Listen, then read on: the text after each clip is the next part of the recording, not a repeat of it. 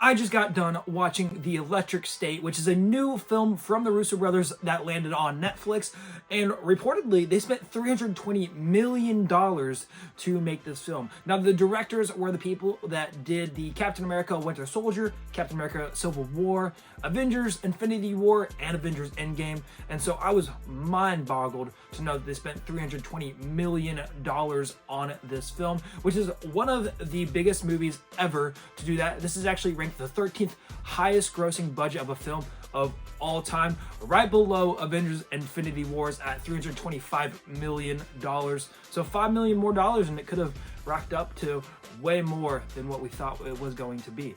Now, this film had a lot of heat with the critics this past week and actually got a 19% on Rotten Tomatoes, but as I'm filming this video, the audience score is around 60%, and so I'm going to give you my thoughts, my opinions on the film, and whether you should see it or skip it. So, with all that being said, let's get into the good of The Electric State. Now, starting with the good, just in case you don't know what this film is, it's a film that follows a character that's played by Millie Bobby Brown, and her brother actually gets lost, and so she has to go find him in this 1990s post-apocalyptic war with robots all walking around. And this was super interesting to me, so let's get on to the actual good information about this film. Alright, so moving on to the actual good pieces of this film, I really enjoyed the first 30 minutes. I thought it was entertaining. They did a good job setting up the world where this is 1990s post-apocalyptic with like robots roaming around, and they did a good job blending these two environments together, as well as just introducing up to us Millie Bobby Brown and her dynamic with her brother. That was also super fun, and just getting to see how this robot invasion even started in the first place. I really enjoyed this, and it's been done in other films, but this one, I enjoyed the intro. However, they get into the back half of the film, which we'll talk about later in the negative section, where their relationship between Millie Bobby Brown and her brother, it just gets weird, and I'll talk about that later. However, I really did enjoy the first 30 minutes, and the CGI looked amazing, especially because they spent $320 million. It needs to be amazing. But that was one thing I walked away, and I was kind of shocked because typically these Netflix movies that spend a bunch of money just don't look visually appealing all the time, and this one, it did. So I was actually thrilled with how the CGI looked. Now, again, there are scenes and clips that you could be like, that does not look good. However, for the most part, they just had to build these robots from scratch, and I think that was something that they did really well in this film. Alright, so one positive I gotta say is that I really enjoyed the first 30 minutes of this film. We got introduced to Millie Bobby Brown and her brother, and I thought that dynamic was super interesting for the first 30 minutes. And then we also got introduced to the whole world and the whole scope of this film, which I thought was done really well as well. The sad thing is that that's all I really have to say about the good of this film. So now we're gonna get into the mixed section of the film. Alright, so since we're getting into the mix section, the mix section is things that did not work well for me, but they may work well for you. And so these are things that you could either be on the good side of, the bad side of, but these are just things that you should probably be aware of as you go and try to watch this film. So one of the main mixed things in this film is actually the typecasting. Typecasting is when they cast an actor to play a certain role because they've done it so well in the past, and this is no exception because Chris Pratt is the main person that I was looking at in this film, saying that is essentially Star-Lord rebranded in this universe, and he just acts the same way as he does in that film, or even the Jurassic World films. He acts the exact same way as he would, and it's nothing crazy. Again, this isn't he didn't give a bad performance, but if you're looking for something new from Chris Pratt, this isn't it. Millie Bobby Brown basically plays herself as a character, so that isn't really typecasting, but she does play herself, and it is difficult to get over that in some ways because she doesn't do anything new or interesting as well.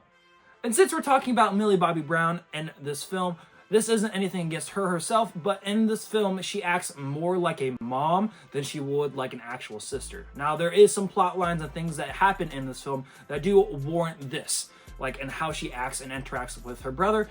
Her parents did die, and so she has to take over that whole responsibility, which makes sense, but they never show us why or even how she gets to that part. The only thing they do is a blurry screen and then a voiceover just to tell us how their parents passed away, but they never really gave us the struggles on her becoming a mom. It's just her cuddling up with her brother, which to me was just really weird. I don't think this is gonna take many people out of the film. However, I just didn't think that this would be how a character or a sister would react at all.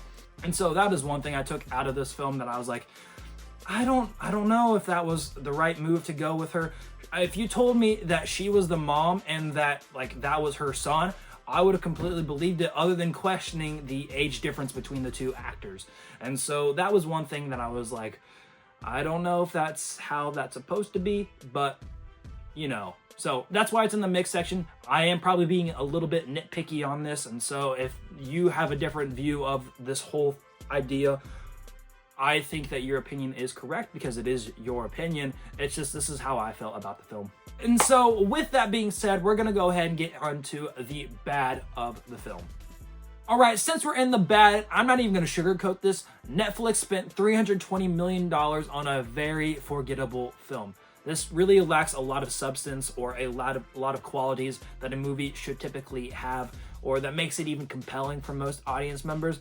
And they spent $320 million on this film. I think a lot of that has to go through with the actors. For example, in this film, we got Millie Bobby Brown, Chris Pratt, Ki-Yu Kwan, Stanley Tucci, Anthony Mackie, Woody Harrelson, Coleman Domingo, Giancarlo Esposito, Michelle Yeoh, Jenny Slate. We even got Alan Tudyk and Randy Havens, and so many more characters and people in this film. And I think that they spent a lot of money on the cast itself and the IP, because we have Mr. Peanut in this film from all different places as well, which is really crazy that they made him a main character in this film. And so a lot of it they spent on the IPs, it feels like, and the actual voice cast as well, which honestly, I feel like they should have spent more money working on the script and everything else like that. But the cast itself is stacked. I just think that if you give these great actors a bad script, it's not going to do much for your film. And so, unfortunately, this was something I just think that they just kind of gave them a bad script and said, here, go run with it. And they try to do their best performance right off the whim. And that's kind of what happened in this film. One other negative thing about this film, I would say, is actually the lack of creativity and uniqueness. Now, there is a lot of creativity. However, a lot of these big scenes that they have are pulled from other films. So, for example, they used one from Avengers Endgame where they pull one scene from that movie and use it in this film, essentially, and rebranding it with different characters as well as different just actions and things like that. But if you watched it side by side, you'd be like, this is the same scene, just different characters. And hopefully you guys know what I'm talking about if you've seen the film. If you haven't, then I'm not going to spoil it for you. Go and try to find it yourself. However, there's just a lot of scenes in this film where it just feels like they're just ripping it off from one movie and said, you liked it in this one movie, maybe you'll like it in this one. And then it just kind of is more of a Frankenstein of a film where they do that and they take parts and put it all together to make one film. It didn't work for me in some senses. I think most people won't notice a bunch of these things, but this is one thing I was like, this is the exact same scene from this Avengers film, and they just redid it because it worked in this circumstance. So that was one negative I really had. The second thing I want to say about this film is that it's not very coherent. There's parts of this movie where I'm going to be completely honest, I felt lost because I'm like, wait, this character is this? Well then, why did you do this? Well, I'm confused on XYZ. And then they'd play some traumatic memory background scene where it's all blurred and you're supposed to figure it all out. And it did not work for me with how the movie was structured. I think if they added some more scenes where they actually do play into the traumatic memories and actually show us what happened, this film would have worked a lot better, as well as just giving extra dialogue on what is actually happening in the film.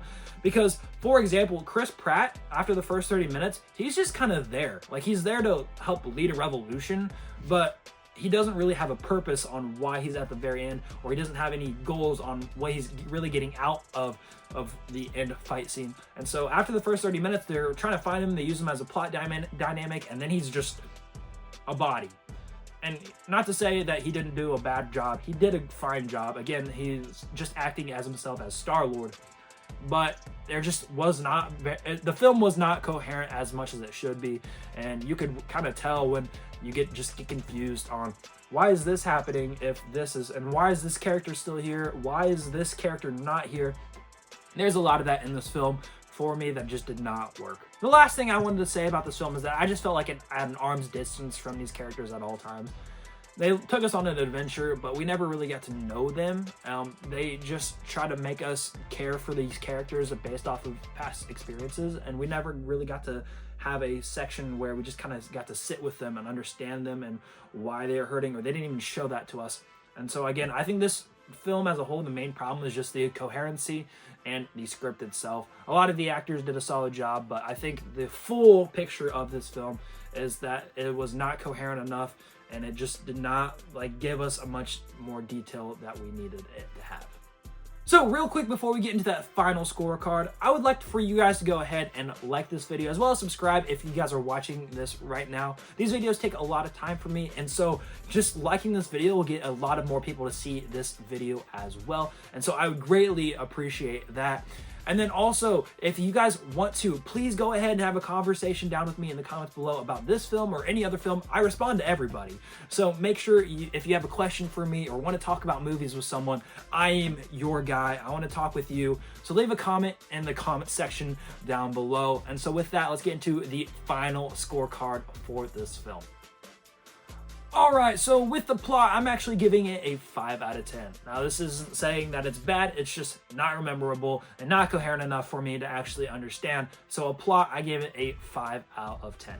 For dialogue, I also gave it a 5 out of 10. I think if they added more dialogue and fixed a couple of the script issues, they would have had a really solid film on their hands. However, that just didn't happen for me. For action, I think this is a 6 out of 10. There are some cool metal action scenes with all these robots and them killing each other. However, nothing really too crazy, and so that's why it's a 6. Suspense. As the film went on, I just felt like the suspense went lower and lower for me. I was really intrigued for the first 30 minutes, but after that, I just really could not care, and I wasn't really on the edge of my seat at all, so I gave it a 5. And then previous work, these are the people that did Civil War, the Captain America Winter Soldier, Avengers Endgame, Avengers Infinity Wars, and so I was really greatly disappointed with this film, so I actually gave it a 4. For the casual fans, I gave this a 7 out of 10. You guys will have a fun enough time with this one, but it'll be forgettable for you. You probably won't go back to it. For families, I actually gave it a 5 out of 10. Now, this is just because how these movies are made for blockbusters and for them to be watched by big groups of people, and so you'll have probably a lot of fun with this one. However, there's just not much substance. I won't keep your little kids entertained. This is more for the teenager side of things. For genre fans, I actually gave this a 7 out of 10. Now, there's really nothing interesting with this film when you get back to the back half. However, if you just like fights and robots fighting each other, this is for you. For film buffs, like myself, I was kind of mentally checked out halfway through the film, and so I was still watching it, but I just could care less, so I gave it a 5, and there's a lot of coherency issues in this film. And then for the critics, I actually gave it a 4 out of 10 because I don't think any critics will want to waste their time on this movie ever again. I said it. Alright, so now we're into the last section, and this is where I'm going to tell you to either skip, stream, or run. And actually, run is off the board for this one because it is a streaming service film. So we're just going to do today, skip, or stream. And for the first one, I would say stream if you're a casual fan. For the family, I would say stream. For the genre fans, I would say stream. But for everybody else, I would say skip. Alright, so that was just my quick review for The Electric State. I really went into wanting to hope that this film was good just to help increase my expectations for Avengers Doomsday or Avengers Secret Wars, and unfortunately, I was just kind of left meh. I'm still excited for Avengers Doomsday after this film. This isn't as bad as what critics were saying, but I did not enjoy this film, and I probably will never rewatch it again. So there you go. So I want to hear all of your thoughts in the comments below. Did you like this movie? Did you hate it? I want to hear it all in the comments, as well as press the subscribe button because all of this helps me make more content for you. If you have any content suggestions, please put it down in the comments below. I will be reading and responding to every single one of you that answer or that write a comment down below. So please go ahead and do that. And I hope that everyone has a great week and stay safe out there.